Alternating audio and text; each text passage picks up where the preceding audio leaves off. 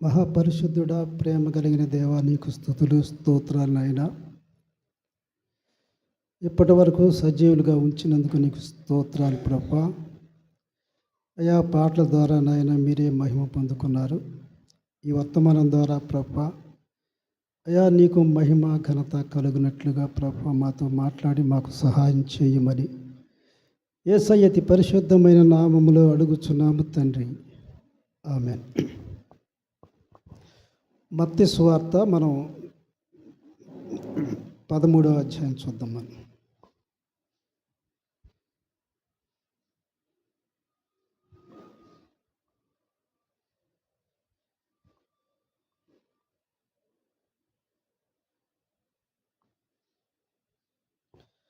13వ అధ్యాయం 24వ వచనం. మత్తయి సువార్త 13వ అధ్యాయం 24వ వచనం. ఆయన మరి యొక్క ఉపమానము వారితో చెప్పాను. చాలు. ఆయన మరి యొక్క ఉపమానం ఆయనతో చెప్పాను. దానికి ముందు ఒక ఉపమానం చెప్పాడు. అది అయిపోయిన తరువాత రెండవ ఉపమానం చెప్పడం ప్రారంభించాడు. మొదటి ఉపమానం ఏంటంటే మనకు తెలిసిన ఉపమానం ఇది. విత్తువాని ఉపమానం చెప్పాడు. ఈ ఉపమానం 3 సువార్తల్లో రాయబడింది. 3 సువార్తలు అంటే అంత శ్రేష్టమైన ఉపమానం. లూకా సువార్తలు ఏం రాస్తాడంటే, ఈ ఉపమానం చెప్పిన తరువాత చెవులు గలవాడు వినుగాక అంటాడు. చెవులు గలవాడు వినుగాక అంటే ఈ ఉపమానాన్ని సరిగా అర్థం చేసుకోమని. ఉపమానం ఏం చెప్పాడంటే, విత్తువాడు విత్తేటప్పుడు కొన్ని త్రోవ ప్రక్కన పడ్డాయి, కొన్ని రాతి నేలలో పడ్డాయి, కొన్ని ముళ్ళ పొదల్లో పడ్డాయి, కొన్ని మంచి నేలలో పడ్డాయి. మనం దేవుని సన్నిధికి వచ్చి దేవుని సన్నిధిలో కూర్చున్నప్పుడు ప్రతి ఒక్కరు కూడా ఎలాంటి ఉద్దేశంతో వస్తారంటే మంచి హృదయంతో వస్తారు కదా. చెడు హృదయంతో ఎవరు రారు. హృదయంలో ముళ్ళ పొదలు పెట్టుకున్నవాడు దేవుని సన్నిధికి రాలేడు. లేకపోతే రాతి హృదయం లాంటి వాడు దేవుని సన్నిధికి రాలేడు. ప్రతి ఒక్కరు కూడా దేవుని సన్నిధికి వచ్చేటప్పుడు మంచి హృదయంతో వస్తారు. దేవుని సన్నిధిలో మంచిగా జీవించాలని, వాక్యానుసారంగా నడవాలని వాళ్ళు ఎంతో ఆశపడి వస్తారు. వచ్చినప్పుడు దేవుని సన్నిధిలో చెప్పబడే వాక్యం ప్రతి హృదయంలోనికి వెళుతుంది. ఆ సమయంలో ప్రతి హృదయం కూడా బాగానే ఉంటుంది, మంచి నేలానే ఉంటుంది. ఎందుకంటే వాళ్ళు వచ్చిన విధానం అలాంటిది. దేవుని సన్నిధికి ఎందుకు వచ్చారంటే జీవితాన్ని మార్చుకొని బాగా బ్రతకాలని వాళ్ళు వస్తారు. అయితే ఇక్కడ వాక్యాన్ని విత్తిన తరువాత ఇళ్ళకి వెళ్ళిపోతారు. అప్పుడు సంభవించే ఇవన్నీ.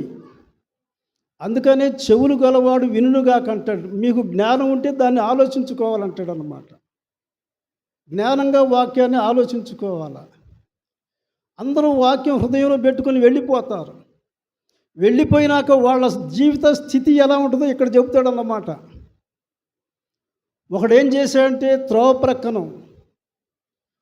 వాడు వచ్చాడు, వాక్యం విన్నాడు, ఏమీ ప్రయోజనం లేదు. పక్షులు ఎత్తకెళ్ళిన రీతిగా వచ్చాడు, కానీ ఆ వాక్యం వాని హృదయంలో ఏం పని చేయాల. వచ్చాడు, వెళ్ళాడు. దురదృష్టకరం ఏంటంటే తను కూడా అనుకుంటాడు, నేను భక్తిపరుణ్ణే, నా జీవితం బాగానే ఉందనుకుంటాడు. వాడు ఆలోచించడు, అరే ఈ వాక్యం నాలో ఎంత ఫలించిందా, ఏం ఫలాలు ఇచ్చినాయని వాడు ఆలోచించడు. ఎందుకంటే ప్రభువు చెప్పినట్టు వాడికి చెవులు లేవు, వాడికి జ్ఞానం లేదు. వాడు అంతవరకే సంతృప్తి పడేవాడు. వాడి జీవితం అంతా అంతే ఉంటుంది. ఇది నాది కరెక్ట్ అనుకున్నవాడు ఆ పనే చేస్తాడు. వస్తాడు, దేవుని సన్నిధికి వస్తాడు, వెళ్ళిపోతాడు. వాడు త్రోవ ప్రక్కన పడినవాడు. వాడు హృదయంలో వాక్యం ఉండదు. తరువాత రాతి నేల పడ్డవాడు ఏం చేస్తాడు? కొంతవరకు పర్లా, మొక్క మొలిచింది. అయితే మొక్కను కాపాడుకునే విధానం వీడికి తెలియదు. అక్కడ బండలాంటి హృదయం, ప్రార్థించే హృదయం వాడికి లేదు. విశ్వాసంలో సన్నగిల్లిపోతాడు. అది వేరు లేనందున ఎండిపోయింది. అది తిరిగి మరలా ఆదివారం వచ్చేందుకు వాళ్ళు ఏముండదు, మళ్ళీ వస్తాడు.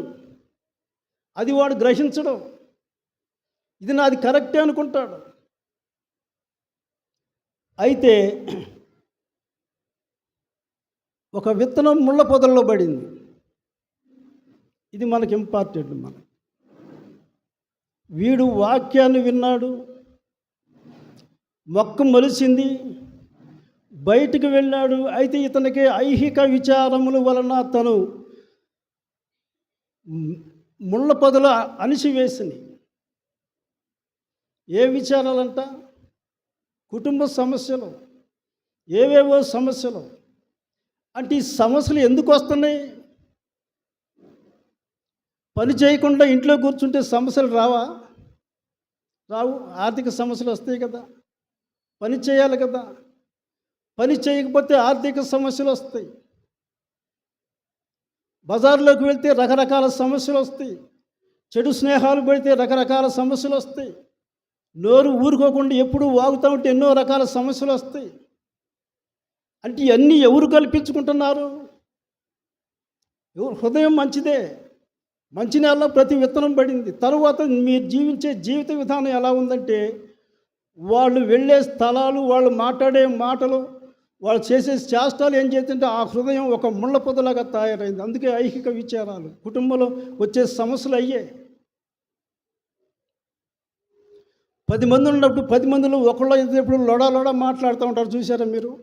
అందరూ మాట్లాడటం. ఎప్పుడు లొడ మాట్లాడేవాడు ఏదో ఒక సమస్య తెచ్చి పెట్టుకుంటాడు. పొద్దుగూకేళ్ళకి వాడికి ఏదో ఒక సమస్య వస్తుంది. ఇంట్లో వాళ్ళు భయపడుతూ ఉంటారు, అరే వీడు వెళ్ళాడు ఏం కొనుక్కొస్తారు. ఎందుకంటే వాడు ఎప్పుడూ మాట్లాడటమే. నీ హృదయంలో మొక్క వేసినప్పుడు, అది మొలిచినప్పుడు ఏ తీరులు ఉంటే అది ఎదుగుద్దో వాడికి తెలియదు. ఇది కరెక్ట్ అనుకుంటున్నాడు. వాడు రెండు పడల మీద కాలు పెట్టేవాడు. వాడు హృదయంలో మొక్క ఎదుగుతూ ఉంది. వాడికి లోకం కావాలా, దేవుడు కావాలా? లోక స్నేహాలు కావాలా, దేవుని సన్నిధి కావాలా? లోకంతో స్నేహం చేసి అనేక రకాల సమస్యలు వాడిని కృంగదీస్తాయి అన్నమాట కదా. బైబిల్లో ఒక మాట ఉంటుంది, ఊరు కొనక మాట్లాడువాడు తనకు నాశనము తెచ్చుకొనును. కొంతమంది నోరు మూయకుండా ఎన్నెన్ని సమస్యలు తెచ్చి పెట్టుకుంటారో. ఐహిక సమస్యలు కుటుంబంలో వస్తున్నాయంటే ప్రధానంగా నీ మాటలే, నీ స్నేహాలే కదా. నీ హృదయంలో వాక్యం ఫలించాల్సింది పోయి ముళ్ళ పొదలు అణిసివేస్తున్నాయి. నీ జ్ఞానం ఉండాలా కదా. ఒక మొక్కను కాపాడుకోవాలంటే మొక్కకి సరిపోయిన పోషకాలు ఇస్తేనే అది పెరుగుద్ది, అది మంచిగా ఫలిస్తుంది. ఏవేవో చేస్తే ఏమైపోద్ది? నీకెందుకు ఐహిక విచారాలు వస్తున్నాయి? అవి ఎవరు సృష్టిస్తున్నారు? నువ్వే సృష్టించుకుంటున్నావు. ఒకవేళ లోకపరంగా నీకు శోధనలు వచ్చేది దేవుడు తీరుస్తాడు. నీ తప్పు లేకుండా శోధనలు వచ్చినాయి అనుకో, ఖచ్చితంగా దేవుడు వాటిలోంచి నిన్ను పైకి లాగుతాడు. అయితే కావాలని నువ్వు సృష్టించుకునే ఈ ఐకిక విషయాలు నిన్నెప్పుడు కృంగదీస్తూ ఉంటాయి కదా. స్నేహాలు, మితిమీరిన స్నేహాలు, మితిమీరిన మాటలు, వందబోతాను, త్రాగుబోతాను, తిరిగిపోతాను, ఇవన్నీ అన్నీ కావాలి. సమస్యలు రావా కదా.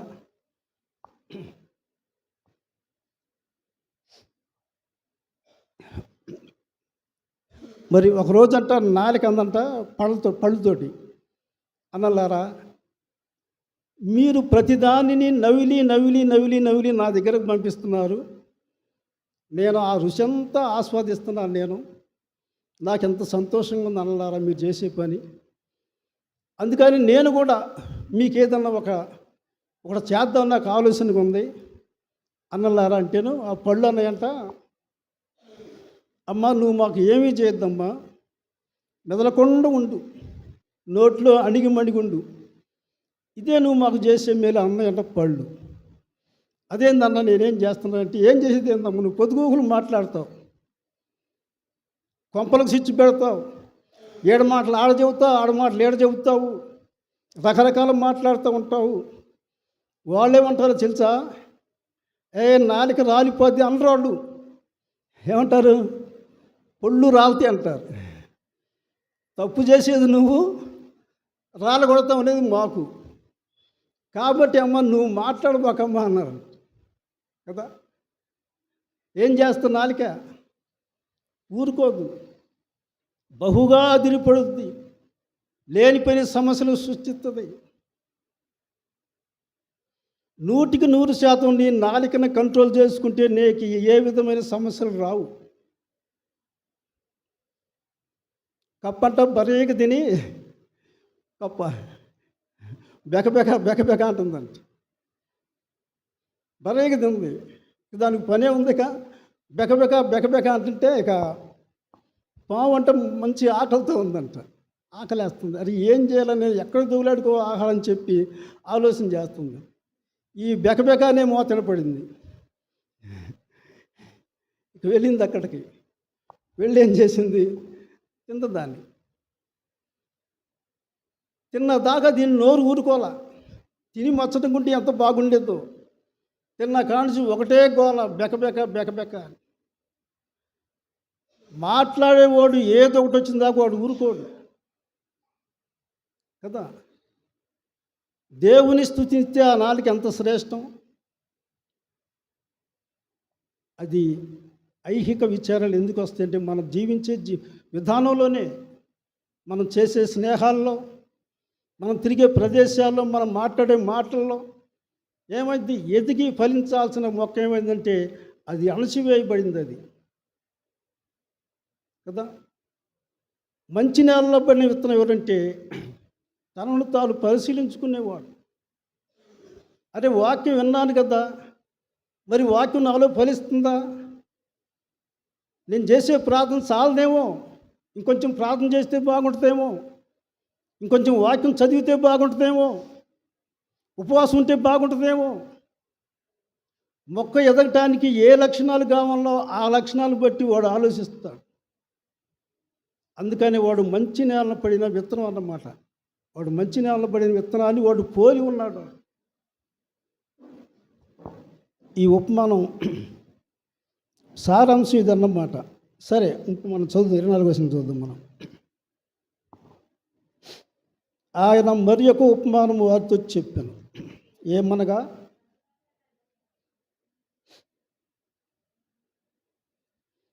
పరలోక రాజ్యము తన పొలములో మంచి విత్తనము విత్తిన ఒక మనిషిని పోలి ఉన్నది. మనుషులు నిద్రించుచుండగా అతని శత్రువు వచ్చి గోధుమల మధ్యను గురుగులు విత్తిపోయాను. మొలకలు పెరిగి గింజ పట్టినప్పుడు గురుగులు కూడా అగపడాను. అప్పుడు ఇంటి యజమానుని దాసులు అతని యొద్దకు వచ్చి, అయ్యా, నీవు పొలములో మంచి విత్తనములు విత్తితివి కదా, అందులో గురుగులు ఎక్కడి నుండి వచ్చినవని అడిగిరి. ఇది శత్రువు చేసిన పని అని అతడు వారితో చెప్పగా, ఆ దాసులు వెళ్ళి, మేము వాటిని పెరిగి కూర్చుట నీకు ఇష్టమా అని అతన్ని అడిగిరి. అందుకు అతడు, వద్దు, గురుగులను పెరుగుచుండగా వాటితో కూడా ఒకవేళ గోధుమలను పెళ్ళగింతురు. కోతకాలము వరకు రెంటిని కలిసి ఎదుగునీయుడి. కోతకాలమందు పురుగులను ముందుగా కూర్చి వాటిని కాల్చివేయుటకు కట్టలు కట్టి గోధుమలను నా కొట్టులో చేర్చి పెట్టుడని కోతగాళ్ళతో చెప్పేదను నేను. ఇది మరి ఒక ఉపమానం. ఇక్కడ ఒక మనుషుడు ఏం చేశాడంటే గోధుమలు విత్తాడు. జాగ్రత్తగా వినండి. అపవాది ఏం చేశాడంటే గురుగులు విత్తాడు. అంటే ఈ మొక్కలుగా ఉన్నప్పుడు భేదం కనపడదు. ఈ తేడా ఎప్పుడు కనపడుతుంది అంటే, ఎప్పుడైతే గింజ పట్టుద్దో అప్పుడు అర్థమైతే అది ఈ గురుగులని. అప్పటి వరకు కనపడదు. అలాంటి స్థితి అన్నమాట. ఈ అపవాది ఏం చేశాడంటే అచ్చం గోధుల్లాగా ఉండే గురుగులు తీసుకొచ్చి తినప్పుడు, అది గింజ పట్టినప్పుడు అర్థమైంది గురుగులని. అంటే ఈ యొక్క ఉపమాన భావం ఏంటంటే, విశ్వాసులు చేసే పనిని తప్పుతో పట్టించడమే సాతాను యొక్క పని. అర్థం కాదు. మనం అనుకుంటాం మన విశ్వాసంలోనే కొనసాగుతున్నామని. కానీ సాతాను ఏం చేస్తాడంటే వేరొక రకంగా ఆ వ్యక్తిని తప్పుదారి పట్టించే వ్యక్తి కదా. ఇట చేస్తే ఏమైందిలే, ప్రభు చెప్పిన దానికి మనం చేసేదానికి దగ్గర పోలికలు ఉంటాయి. అది మనం గ్రహించలేము. సాతానుడు చేసే పని అది అన్నమాట.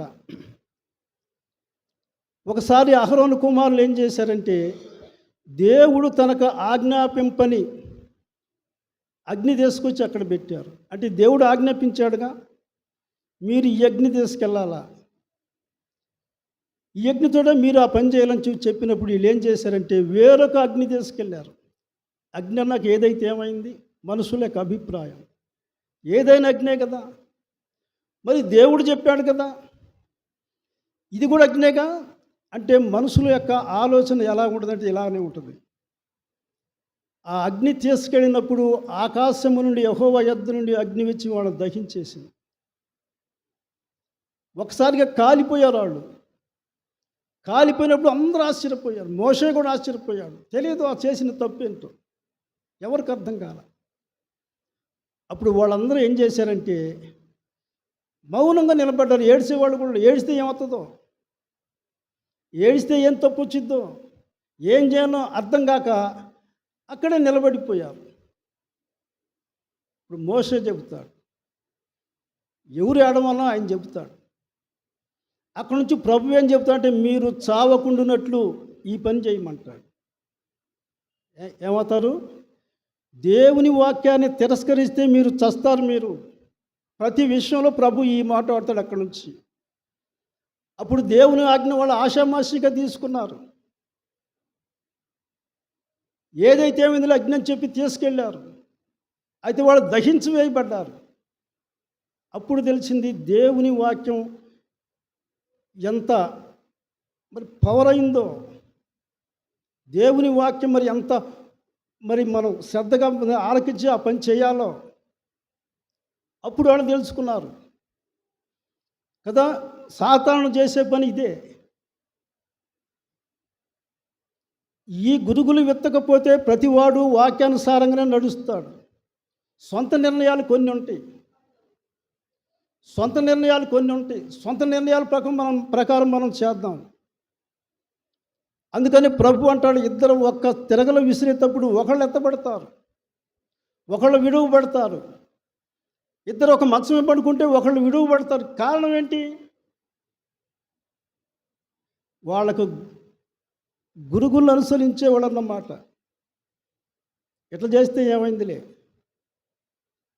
అనే ఉద్దేశాలు. మన బైబిల్లో చాలా సంగతులు మనం అట్లనే చూస్తాం. మనం ఎన్నెన్ని సందర్భాలు దేవుని మాటకు వ్యతిరేకంగా జీవించున్నాం.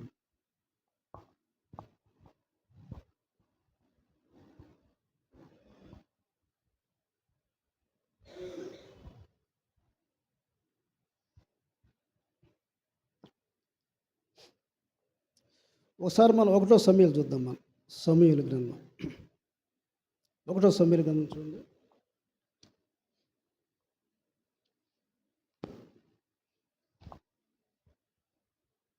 1 సమూయేలు 15వ అధ్యాయం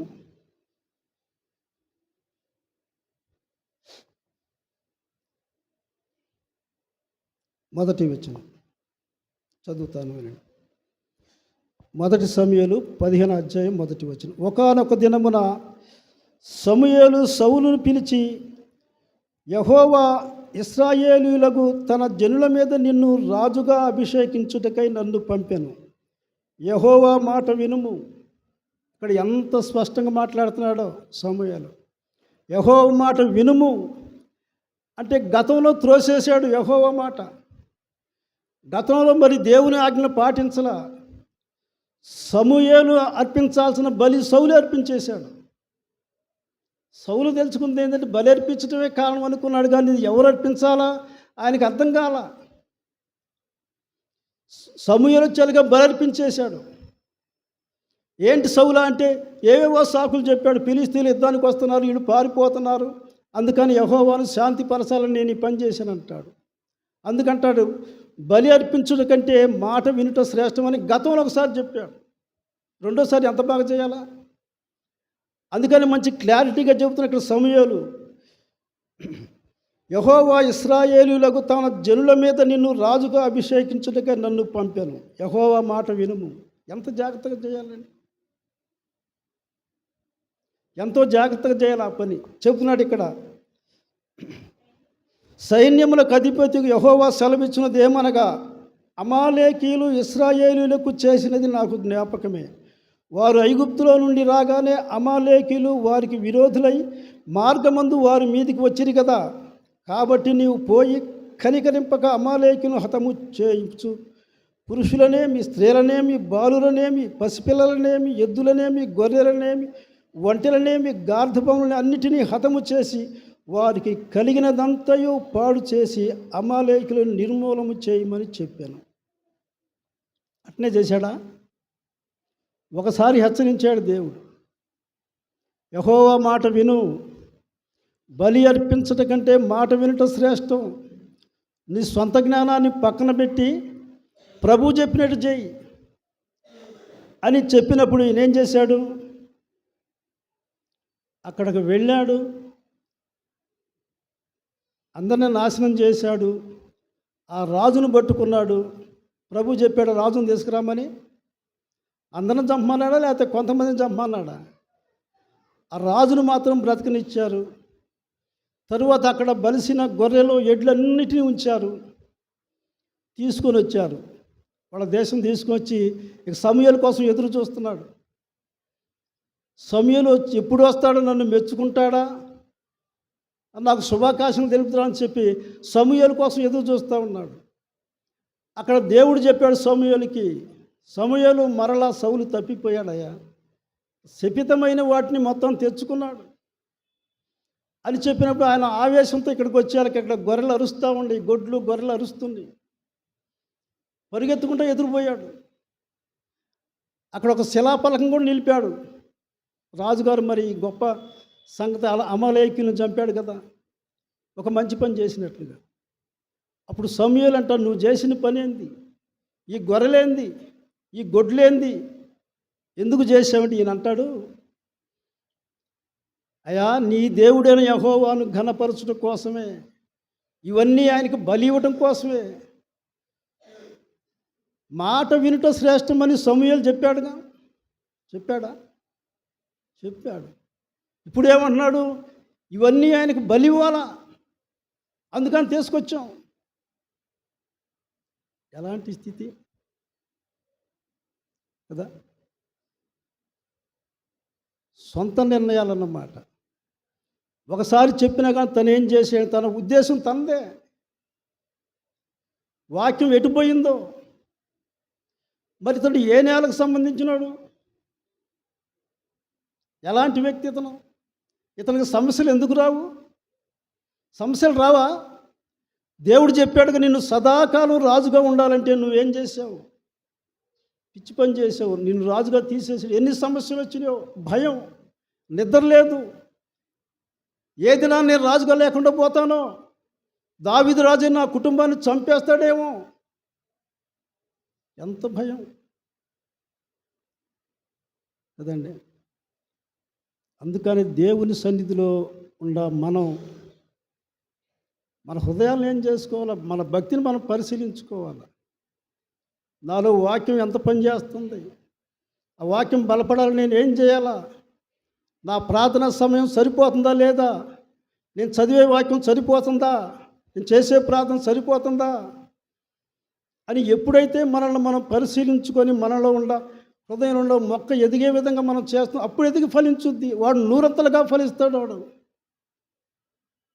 ఎంత శ్రేష్టంగా ఫలిస్తాడో, లేకపోతే ఫలాలు ఉండవు. సౌలు ఏమైపోయాడు? తను చేసిన అవిధేయతను బట్టి కుటుంబం అంతా ఒక్క దినాన చనిపోయింది. ఒక్క దినాన చనిపోయింది. సౌలు ఏమన్నా అన్ని దేవతలను పూజించి యెహోవా దేవుని విడిచిపెట్టలా.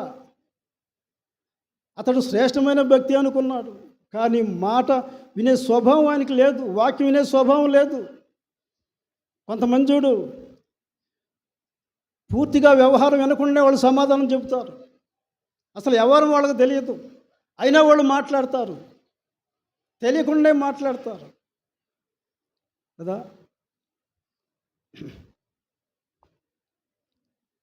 ప్రభుని యేసయ్య మన కోసం, మన హృదయాలు చూసిన దేవుడు కదా. ఎట్లుందంటే రాతి నేల, త్రోవ ప్రక్కన, ముళ్ళ పొదల మన పరిస్థితిని చూసి ప్రభుని యేసయ్య ఈ లోకానికి వచ్చి ప్రాణం పెట్టి రక్తం కార్చాడు. నిజంగా మనలో ఉండే ఆ బలహీనతలు ఉన్నాయి, మన పరిపూర్ణం కాదు. అందుకే ప్రభు వచ్చాడు, మన కోసం రక్తం కార్చి ప్రాణం పెట్టింది. ఆయన రక్తాన్ని ప్రాణాన్ని ధారపోసాడు అన్నమ్మ, మనల్ని పరిశుద్ధులుగా చేయటానికి. మనం ఎంత స్తుతించి ఆయన ఆరాధించాలా, ఎంత స్తుతించాలా, ఎంత ఆరాధించాలా. ప్రభువా, నా వల్ల కాలేదే పరిశుద్ధులుగా జీవించటం. నువ్వు రక్తం కార్చుండకపోతే మా స్థితి ఏమిటి కదా. ఎప్పుడు నువ్వు బలహీనుడిగా ఉండవు. దేవుడు చెప్పిన వాక్యాన్ని ఎప్పుడైతే నిన్ను సరి చేసుకొని దేవుని సన్నిధిలో అడగటం ప్రారంభిస్తావో, అన్నిటినీ నువ్వే జయించగలిగే శక్తి దేవుడు ఇస్తాడు కదా. ప్రార్థన చేయటం నేర్చుకోవాలి. మనల్ని మనం పరిశీలించుకోవాలి. సాతాను వేసే అగ్ని బాణాలు మనం గ్రహించాల కదా. కొద్ది సమయం మనం ఆరాధన చేద్దాం. మనం